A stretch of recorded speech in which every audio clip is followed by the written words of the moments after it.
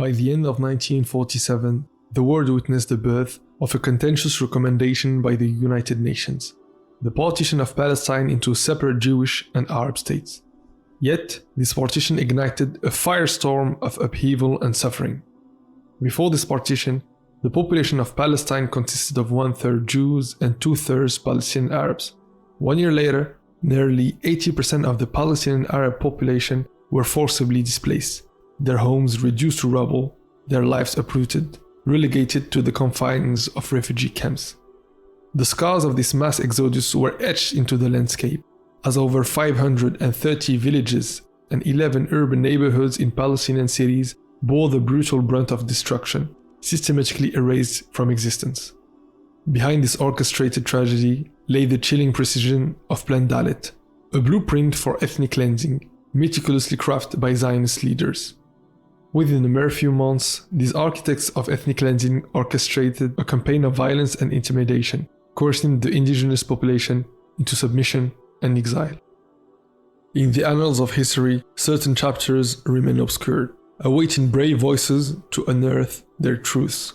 In his powerful book, The Ethnic Cleansing of Palestine, Ilan Pappé, an Israeli historian, guide us through this painful history, showing us how deliberate policies and actions led to the displacement and the ethnic cleansing of hundreds of thousands of Palestinians.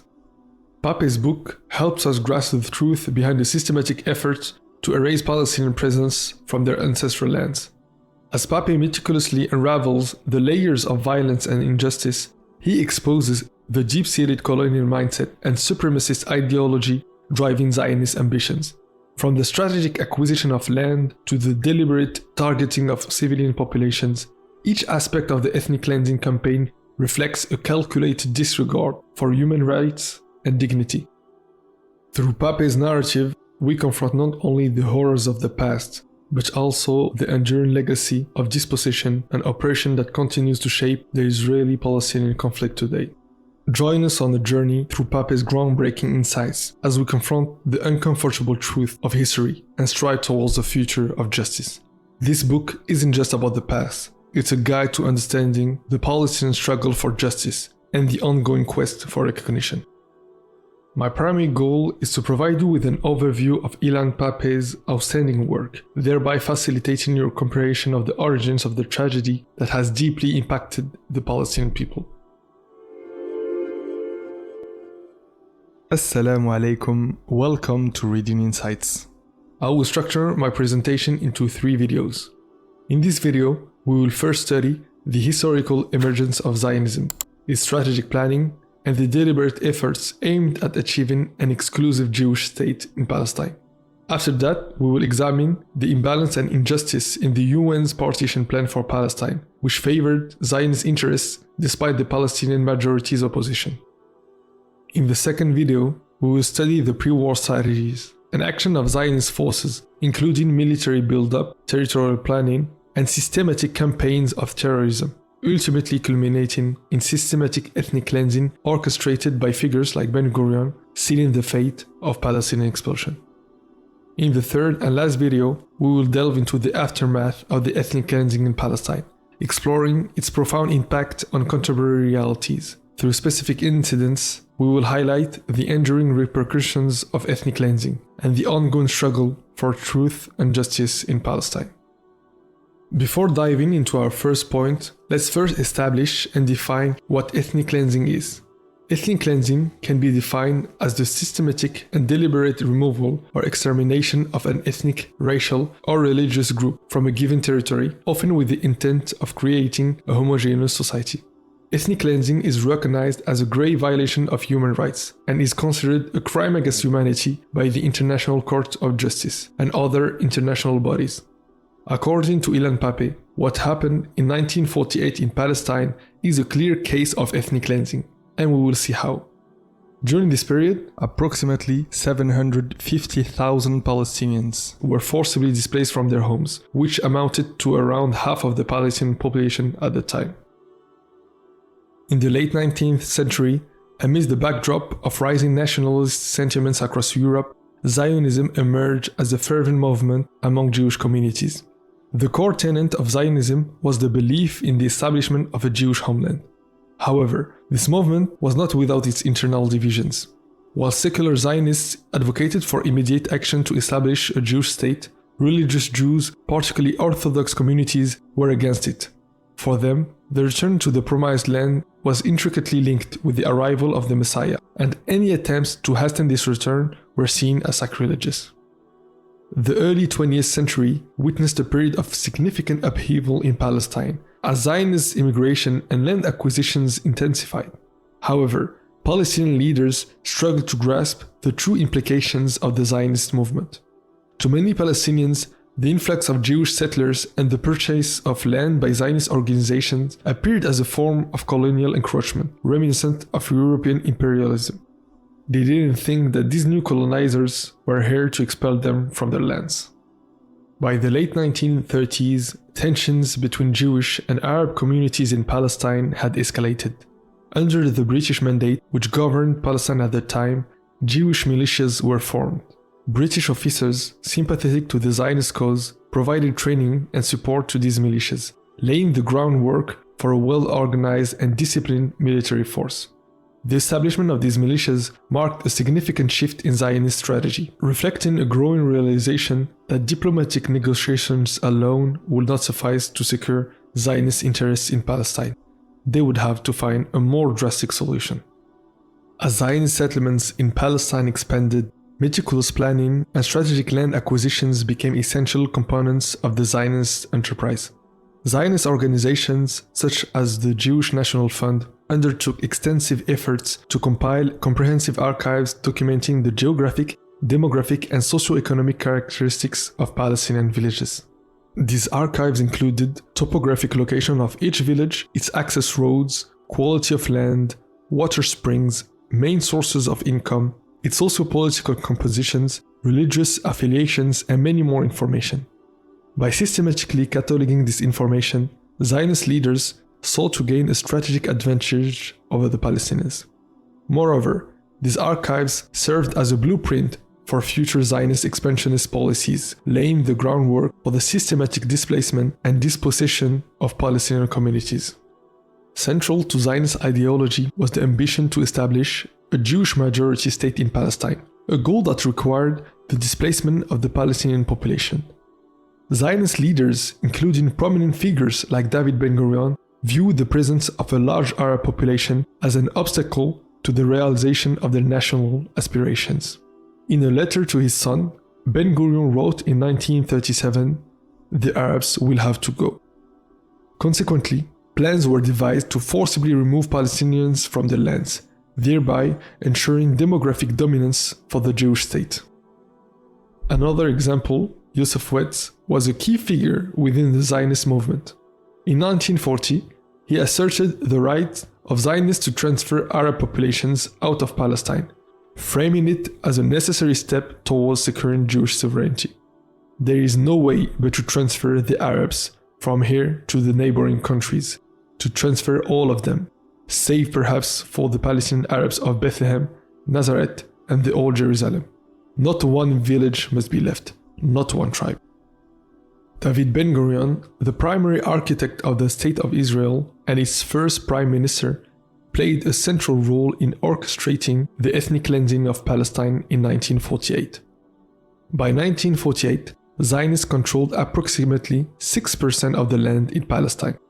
Recognizing that mere land purchases were insufficient, Ben-Gurion and Zionist leaders understood the necessity for an alternative solution. They decided to implement a series of policies aimed at forcibly removing Palestinians from their homes.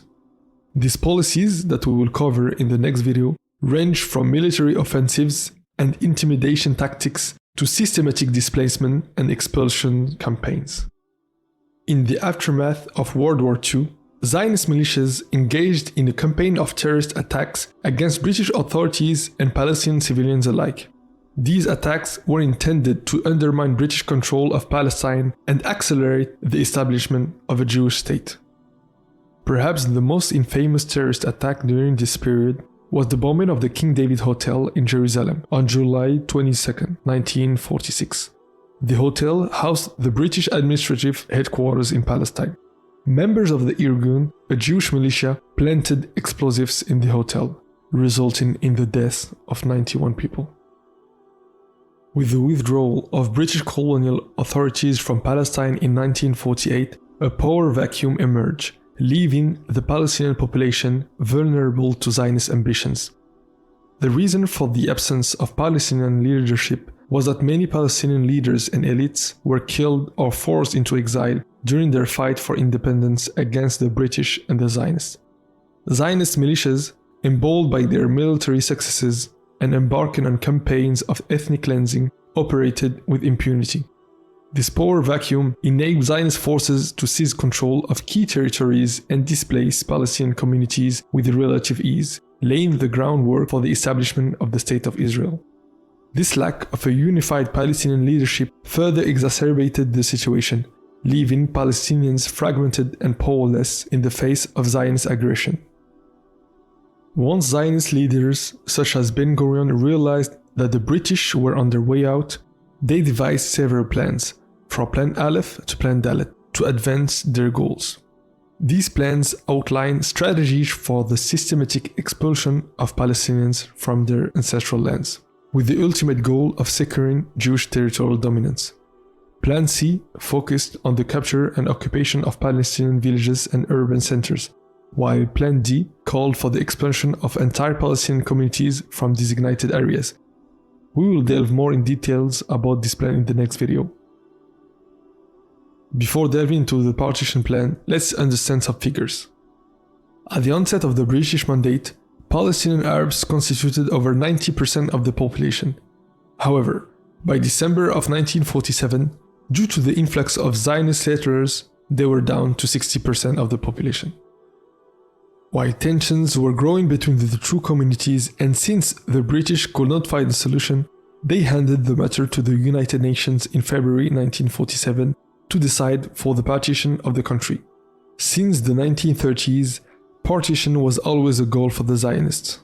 As Ilan Pappé affirms in the book, had the UN decided to make the territory the Jews had settled on in Palestine correspond with the size of their future state, they would have entitled them to no more than 10% of the land. But the UN accepted the nationalist claims the Zionist movement was making for Palestine, and furthermore sought to compensate the Jews for the Nazi Holocaust in Europe. The fate of Palestine rested in the hands of the United Nations Special Committee on Palestine, UNSCOP, a body tasked with devising a solution. Arab nations, feeling marginalized and excluded from the negotiation process, chose to boycott UNSCOP, viewing it as biased towards Zionist interests. Indeed, the UNSCOP completely ignored the ethnic composition of the population of Palestine. This Arab boycott created a void in the deliberations, benefiting the Zionist cause. Palestinian opposition to the partition plan was rooted in a desire to safeguard their homeland and preserve their national identity. The Palestinians viewed the proposed division of land as a grave injustice, tantamount to dispossession and displacement from their ancestral lands. Their refusal to acquiesce to the dictates of external powers was not an impediment to peace, but rather a stand against the forcible partition of their homeland and the subjugation of their national rights. Now let's detail the UN partition plan. Despite Jews owning only 6% of the land and representing a maximum of 1/3 of the population, the UN allocated them 55% of the land. On 42% of the land, 880,000 Palestinians were slated to have a state alongside 10,000 Jews. In the Jewish state, covering 56% of the land, 499,000 Jews will coexist with 438,000 Palestinians. Jerusalem, a city of particular significance, was designated to have a population split evenly between Jews and Palestinians, each numbering around 200,000. Within this Jewish state, Jews owned 11% of the land and were a minority in every district, even in the Negev, a significant portion of the Jewish state. This distribution included the most fertile lands and approximately 400 Palestinian villages within the Jewish state. While Ben-Gurion voiced discontent with the proposed partition plan, which only gave them 56% of the land instead of the initial 80% they required, the rejection of the plan by Arab nations played into his long-term objectives. Ben-Gurion's ultimate vision was the establishment of a Jewish state devoid of territorial boundaries, where Jewish sovereignty will reign supreme, and Palestinian presence will be marginalized or eliminated altogether. Throughout this first video, we delve into the historical, ideological, and geopolitical dimensions of the ethnic cleansing of Palestine. From the emergence of Zionism and the strategic planning of Zionist organizations to the imposition of external solutions by the United Nations, we uncovered the multifaceted factors contributing to the displacement of Palestinians. In the next video, the most important one in my opinion, we will explore in more details the deliberate plan, named Plan Dalet, which aimed to systematically expel Palestinians from their lands. Plan Dalet exemplifies the deliberate efforts to reshape the demographic landscape, contributing to the tragedy of Palestinian displacement known as the Nakba.